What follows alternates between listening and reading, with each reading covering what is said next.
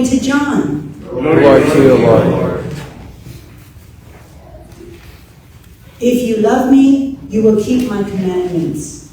And I will ask the Father, and he will give you another advocate to be with you always, the Spirit of truth, which the world cannot accept, because it neither sees nor knows it.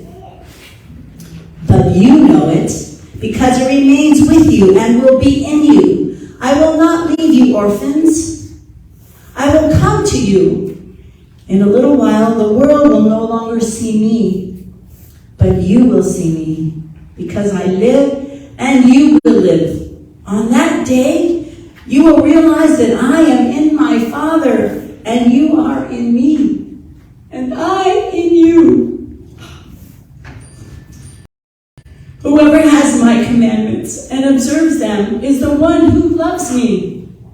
And whoever loves me will be loved by my Father. And I will love him and reveal myself to him. My brothers and sisters, this is the gospel of the Lord. Praise to you, Lord Jesus Christ.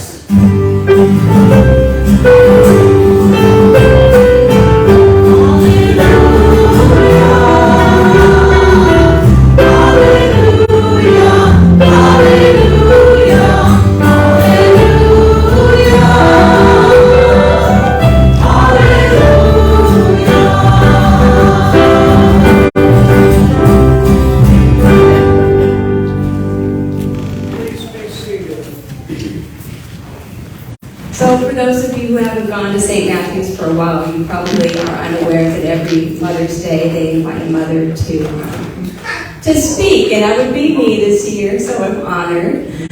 I brought tissues with me because every mother knows sometimes her kids make her cry. And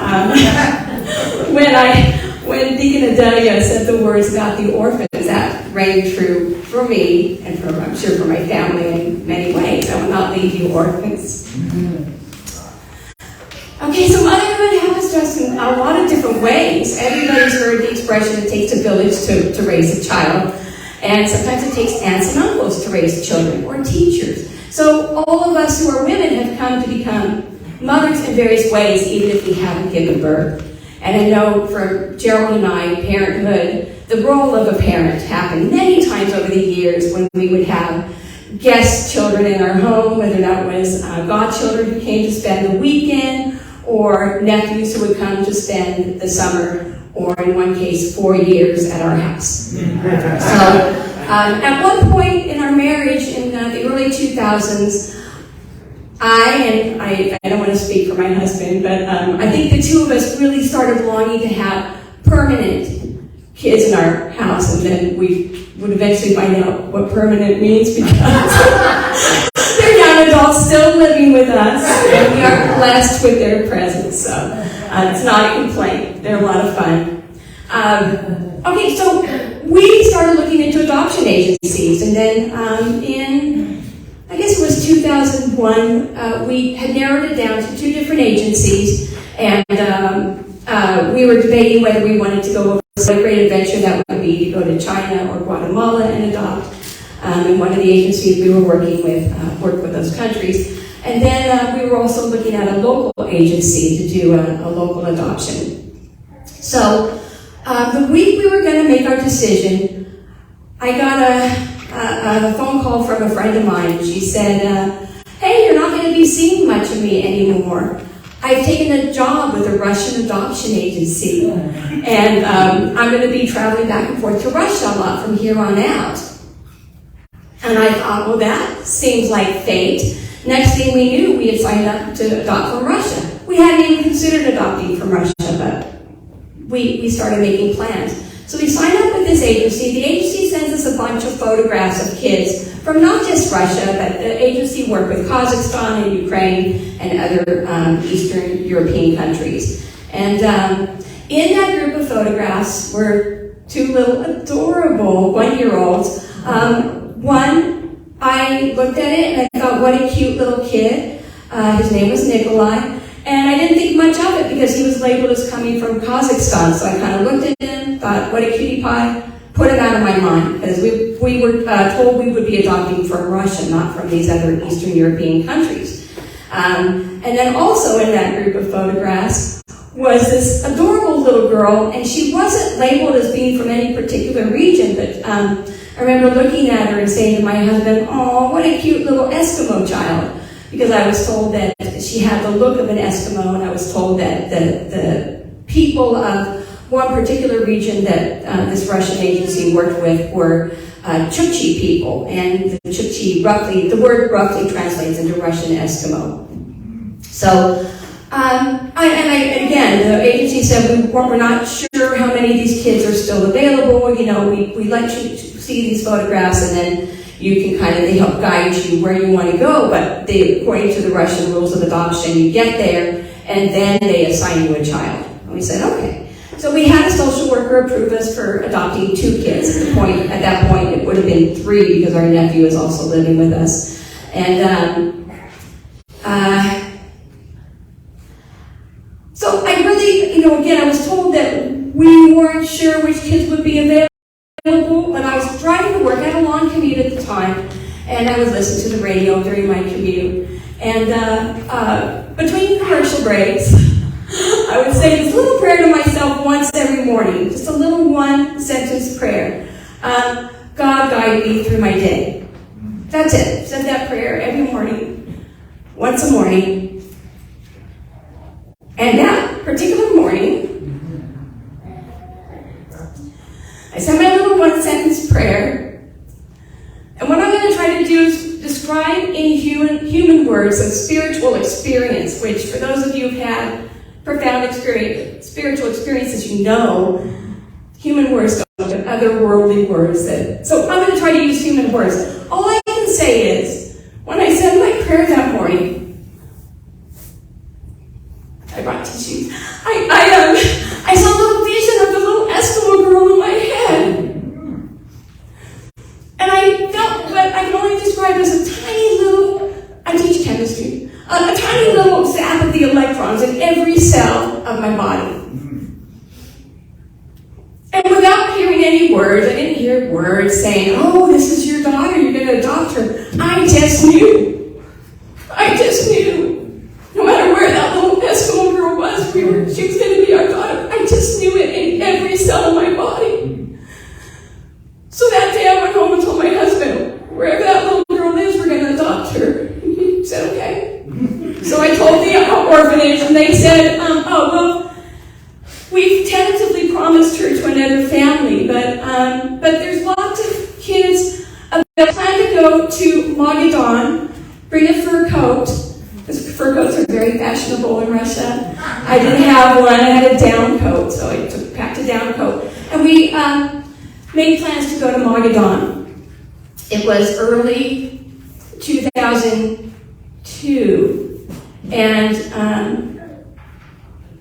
my mother died in January of 2002. On her deathbed, I gave her a picture of that little girl and said, "We think we're going to adopt her. We're not sure." I wanted to make it a surprise once we knew for sure. My mom climbed onto that picture of the little girl we would later call Lisa Ludmila. She clung onto it, and it was one of the last things she saw before she died. A couple weeks after Mom's death, my emotions are raw, like anybody would be after the death of their mother. We get a phone call saying, "Time to go. You got 5 days to get over to Magadan." So we packed up. We went to Magadan. I arranged for a substitute teacher. And Magadan, for those of you who've never heard of it, but probably most of you haven't, Americans would typically call it Siberia, but technically not Siberia. It's a little closer to Alaska. So we went there. We met this lovely little Lisana Ludmila. I remember picking her up, and I remember her crying and trying to swerve away from me, who's a stranger trying to pick me up. And after a little while of just kind of walking around with her and rocking her, it's not clear at this point, the adoption fell through with the other family. So after a few minutes of holding her, rocking her, walking with her, she set her head down on my shoulder, and I just fell in love. And then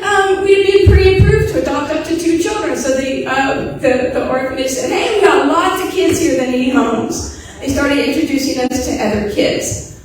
And one of them looked vaguely familiar. I thought, something about that little boy, I felt like I've seen him before.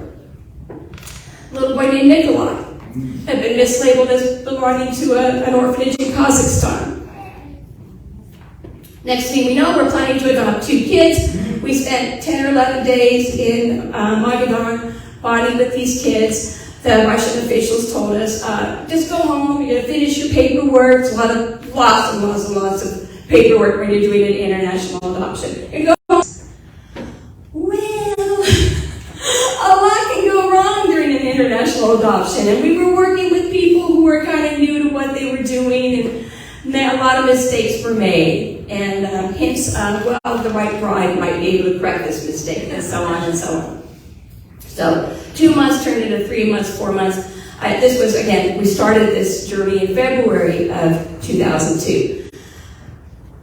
May 12th of 2002 was Mother's Day. It was also Nikolai's birthday. I was starting to lose hope. I remember thinking, well, God, I got this message of some kind that this was our daughter. Things seemed to not be working out. We were starting to lose faith. I woke up that day feeling really, really depressed. Really depressed. I couldn't even go to church that day because at the time we belonged to a church that on Mother's Day would ask all the mothers to stand up and they would honor all the mothers. And I'm like, I'm in this gray area. I'm not doing that. I'm not going. Just don't want to have to face that. So I stayed home all depressed. That afternoon, I got a phone call from a stranger. I had never talked to this stranger before or since, other than communicating with her through letters a couple of times. This stranger was a woman. I forgot her name, frankly. I'm sure I have it written down at home somewhere. This woman said, hey, I got your name from such and such adoption agency. I understand you're getting ready to adopt a little boy named Nikolai. She didn't mention it was his birthday. Never mentioned it in the conversation. She said, I have a message for you. She said, I went to Magadan in winter time, early winter, getting ready to adopt him. And we were going there to adopt Nikolai. She said, I held this little angelic child in my arms. And I was praying. I was praying the Lord's Prayer. I'm praying the Lord's Prayer, holding this perfect, healthy, adorable little baby. And I heard a message from the Holy Spirit. And the message I heard loud and clear was, this is not your child. This child is meant for somebody else. So we went home with a different child. And I'm happily mothering this child. She said that I called you today because I have a bunch of photos of Nikolai. I understand you're about to adopt him. And I have a video of him as well, of him with us in the orphanage. I'd like to know if you want these photos in this video. I said, heck yeah. And so she sent it to me. My mood, of course, was immediately lifted after that phone call. I got to know her a little bit through emails and letters after that. And what I got to know about her, lovely woman, no criticism at all. However, I think this is why God said this is not your child. Based on what I know about her religion, challenging time, parenting a gay child whose favorite pastime was making designer dresses for his Barbie dolls. And I could care less. I want my kids to be happy and healthy and live good, ethical lives, and I don't care how they get there, as long as they get there. And I think they have. Well, a few more months go by, lots and lots of paperwork. We wound up hiring a Russian-American dual citizenship lawyer, and we finally made it back to Magadan 9 months after our original trip. It was November of 2002 at that point. Nikolai rushed into our arms when we went to the orphanage that day. Lisana, somebody set Lisana, Ludmilla, on my lap, and she bit me. She wasn't really anxious to go.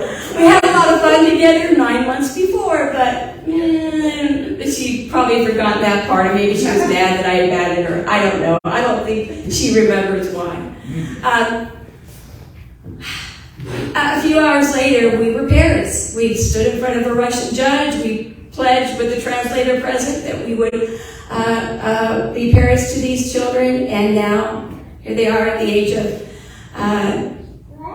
23, give or take. They're born 6 weeks apart. People are always asking me, are they twins? I say, they might as well be.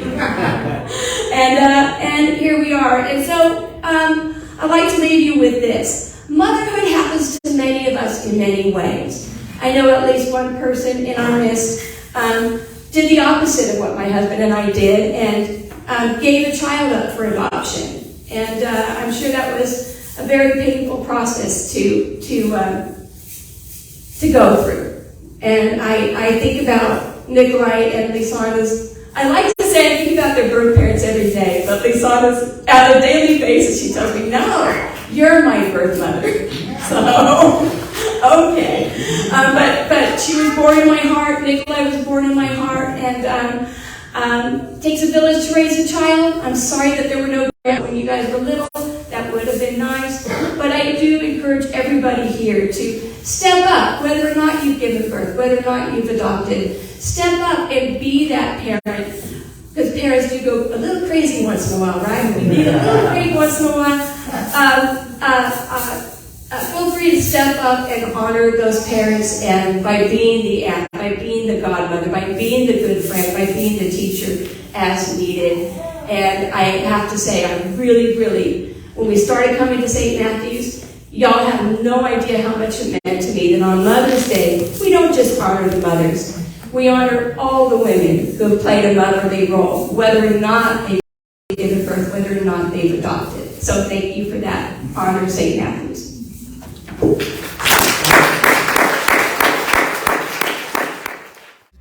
Come and see